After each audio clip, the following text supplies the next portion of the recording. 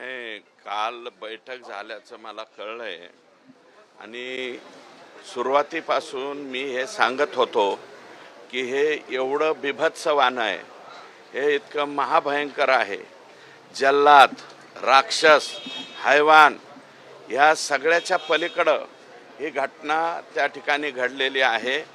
आणि जे आमच्या जिल्ह्यातले नेते याच्यावरती 12 डिसेंबरला बोलताना हे प्रत्येक जिल्ह्यात घडतच असतं, हे राज्यामध्ये दुसऱ्या जिल्ह्यात घडलेलं नाही का, अशा प्रकारचं वक्तव्य म्हणजे यांची संवेदनशीलता ही पूर्णपणे त्या ठिकाणी संपलेली आपल्याला दिसली.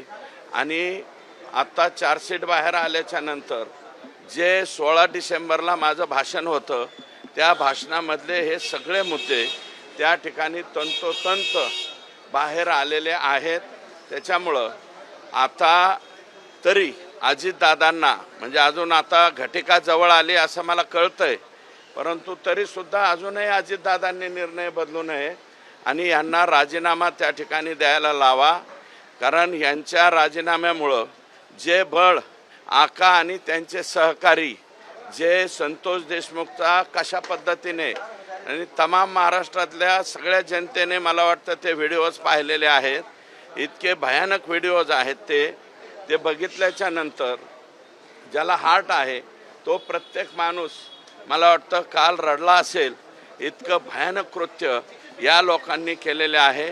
त्याच्यामुळं त्यांनी तातडीने आणि मी माननीय मुख्यमंत्री महोदयांचं या ठिकाणी आभार मानील की या घटनेमध्ये 16 तारखेपासून मी ज्या मागण्या केल्या त्या प्रत्येक मागणीला सकारात्मक होकार त्यांनी दिलाय.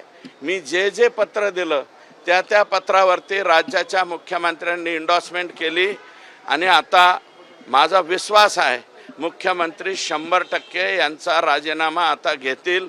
यांना राजीनामा घेऊन एकदा घरी पाठवावं अशा प्रकारची माझी विनंती आहे. पण अण्णा, तुम्ही जो उल्लेख डिसेंबरमध्ये तुमच्या भाषणात विधिमंडळात केलेला होता, जे दावे केलेले होते, चार्जशीट मधल्या फोटोमध्ये ते सत्य पाहायला मिळते. हे पहा, मात्र चुकीची माहिती दिली होती का त्यावेळी? हे पहा, मी स्वतः संपूर्ण माहिती घेतल्याशिवाय कुटुंबियांकडून, त्या गावाकडून, त्या गावातल्या आसपासच्या गावांकडून पूर्णपणे खरी माहिती घेऊनच मी बोलत होतो.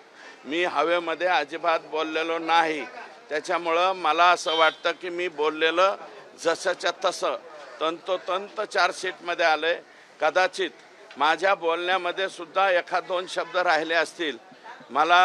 मी शास्त्रशुद्ध लघुशंका शब्द वापरला होता एका मीडियाला बाईट देताना. लघुशंका नाही, तुम्ही फोटो जर बघितला तर 2 पाय आडवे लावून डायरेक्ट त्याच्या तोंडावरती काय करण्यात आलंय हे तुम्हीच दाखवा. मग इतके भयानक हे लोक आहेत. या लोकांना आता लवकरात लवकर म्हणजे 3 महिन्यात 6 महिन्यात किंवा फार तर वर्षभराच्या आत यांना तात्काळ फाशी झाली पाहिजे. म्हणजे कोणतं कोर्ट म्हणतात ते फास्ट ट्रॅक. आणि माननीय मुख्यमंत्र्यांनी मला वाटतं याच्याबाबत सुद्धा सुतोवाच केलेलं आहे. मुख्यमंत्र्यांनी जो शब्द पहिल्यांदा मीडिया पुढे वापरला होता की मी यात कुणालाच सोडणार नाही, त्याप्रमाणे त्यांनी कुणालाच सोडलेलं नाही. आणि ही घटना ही खंडणीमुळे झालेली आहे आणि मी आरोप केलेला आहे. त्याचं उत्तरही भविष्यात ते मंत्रिपदावर राहिले काय नाही राहिले काय त्यांना उत्तर द्यावं लागेल की सातपुडा बंगल्यावरती खंडणीच्या संदर्भात बैठक झाली होती का नाही याचं उत्तर मात्र धनंजय मुंडे यांना द्यावं लागेल.